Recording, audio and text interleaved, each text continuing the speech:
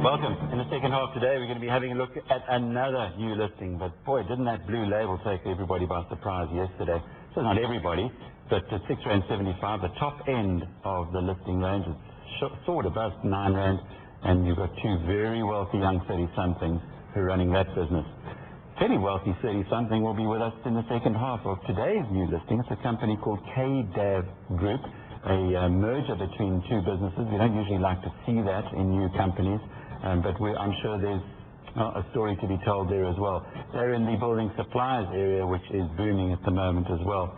But if you were to have a look at a performance of a listing, it would take a long way to get anything quite like what we've seen from what was once DataPro and now called Vox Telecom. Financial results were out today for the financial year to the end of August, and the executive chairman is with us, Tony from Marken. Well, Tony, I know you've been busy with all kinds of presentations and interviews and so on, but for this set of numbers, which we'll be putting up on the screen in just a moment, I suppose it's a happy day. 400% growth in revenue, 420% in pre-tax profit. Perhaps most important, though, is you're managing to keep those profit margins. Yeah, Alex, thanks very much. I think the key thing is we've combined good organic growth across all the core businesses with accretive acquisitions, and you're seeing that coming through now. So we're quite pleased with the strategy coming together. Acquisitions are always a risky business. In your case, so far, at least, so good. But I guess the real stress comes in the system in year 2 and 3, when the guys you bought from have got their money and perhaps head for the sunset. I guess in theory you could say that. I mean, I think we've put together a good team. We've kept key management from some of the acquisitions. In other cases, we've just put the businesses inside existing divisions of the group. I think on balance we're doing quite a good job of bedding them down. There's always more work to do. You can always improve performance in every area. But I think you're seeing the results now, and all the employees are delivering across all divisions, which is great to see. I do have a few numbers on things that perhaps have not been included in the SENS report, like return on equity. And interesting to see that that's up this year, and up very strongly. Is that becoming, but still only 9%, so it's a long way from, I guess, where you'd like to see it. Yeah, I mean, I'm not sure, that's the key number that's really driving us. Obviously, it's important, but I mean, if you look at all the other ratios, they're going in the right direction. We're driving net profit. I mean, our net margins are around 6%. I'd like to improve that over time. ROE's got to be critical, particularly with all the money that you've been raising from people who put it into your business. Obviously it is, and our cost of capital strategy is critical going forward. And 9% is not anything. In fact, it's less than the Absa Money Market Fund. So I suppose you're going to tell us that you'll do a lot better than that in future. Well, I think people will see it in the share price appreciation over time. I mean, that's going to be the ultimate test for us over the next 3 years. Share price is fine, but the business itself has got to be performing on the capital that you've been given. Absolutely. How are you going to be able to do that? Well, I think, we've obviously made big investments. We've raised a lot of capital. We're investing in our network. We're investing in people. We've integrated these businesses. We're very focused on the operational performance. We're consolidating operations, admin, all the G&A expenses, etc. Trying to make sure we've got highly integrated teams, really pushing our converged service offerings into the market. So, obviously we're very aware of the need to do that and to deliver value. We've brought in some new shareholders like Mbela and Regiments Capital. They're demanding shareholders. We know that. They expect us to deliver. So I think, we're trying to do all the right things, and I think it's moving in the right direction. I had a really interesting chat last night with Jeremy Ord of Dimension Data, and he's talking about putting a lot of money into South Africa once the regulations change. Do you think that, well, you certainly are of a size now where you're on the radar screen for the Dimension Data and the bigger players in the market. Do you think that their entry is a threat, or might it just broaden the market? Well, I think, their entry, they're going to play a role, particularly in the infrastructure space. So the likes of IS, Neotel, Infraco, iBurst, Altec are all putting in place huge infrastructure in the country, WiMAX networks, etc. You're seeing new submarine cables coming in. IS have got a stake in that, as have other players.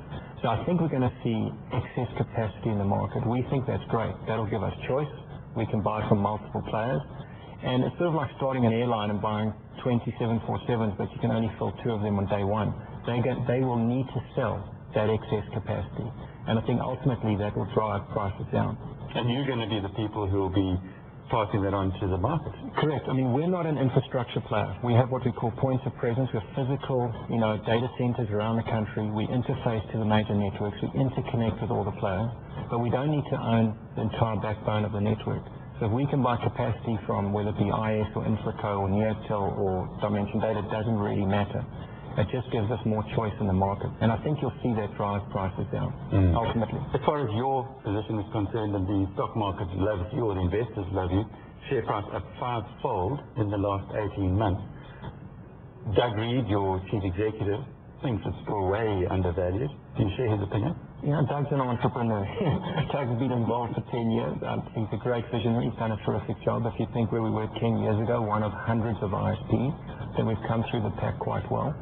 I think we've really transformed this business, Alec, in the last 18 months. I mean, 24 months ago, the majority of this business was purely data. Now we've got a really broad portfolio of voice and data products. And I think that makes a huge difference. You know, now you can go into a corporate and basically offer them everything that Telcom's got to offer.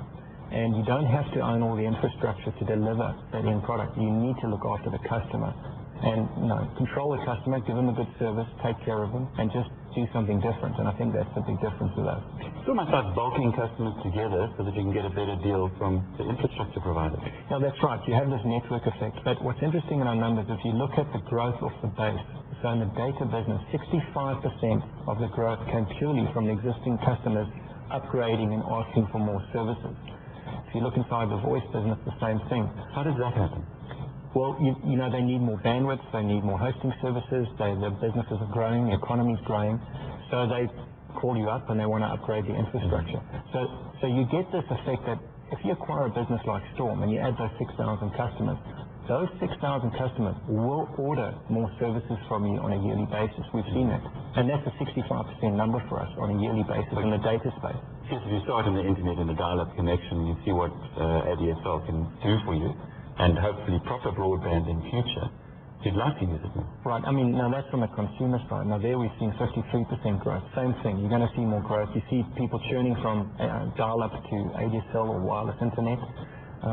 You know, we're going to see huge growth from potentially 300,000 broadband users today to probably 3.5 million by 2011. What kind of projections are you making within the business itself? You're now turning over almost a billion rand. You've managed to keep your profit margins constant.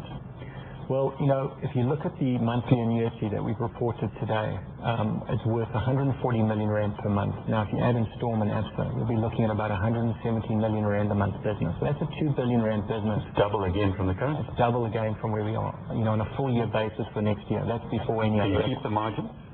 I think we've got to try and improve the net margins. It is tough. I mean, there's pressure across the board. And because of the mix of products, the voice margins are much lower than data. So you've seen our gross margins come down. And that'll continue as we ramp up the voice business. But that is a volume business. That's just the nature of how that works.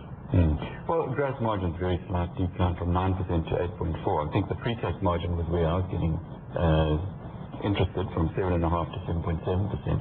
And those are good numbers in a highly acquisitive trend or phase that you're going through. Correct. Yeah.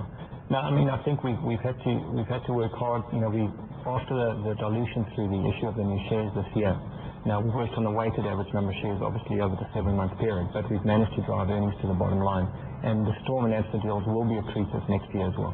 The BE transaction that you put together, now being 41% black owned, how does that actually help you in the business? You know, in the government sector, Alec, it's getting to the point where if you're competing in those deals, everyone's at 26% shareholding. So again, now you've got to find a new way to change the playing field. We think this will give us an advantage in some of those accounts. I mean, we'll be the largest black-owned telecommunications company in South Africa. Now, hopefully also Mvelapanda, et cetera, will see the value coming through in their contacts and their access to the network. So we're hoping that'll make a big difference. Tony, from your personal perspective, you did run businesses in North America. Have you learnt or have you applied much of the experience there into what you've done in just a year as the executive chairman at Vox Telecom? You know, it's quite a different market to operate in. I think one of the key advantages here is the ability to acquire companies at speed. In the NASDAQ market, it's very highly regulated. And to put the type of deals we put together would take far longer. Just be more complicated, more complex approval processes. So from that perspective, I think we've got an advantage. We get more agility in this particular market. But in 1996, I lived through the deregulation of the North American market. So I've kind of seen the movie before, and what happens when you fully deregulate, you introduce full competition, you bring down prices, and you create huge competition in the market. So, I mean, I'm hopeful that we'll follow the same path, and I think you're starting to see that in the marketplace at large. Well, there's certainly lots of shareholders who like the story as well. A stock that's gone up 5-fold in the past 18 months.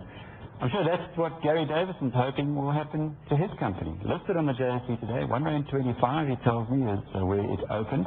So it is a premium of 25% for the fortunate few who managed to get part of that private placing. We'll look at the projections and possibly whether it's too late or not too late to get involved in just a moment.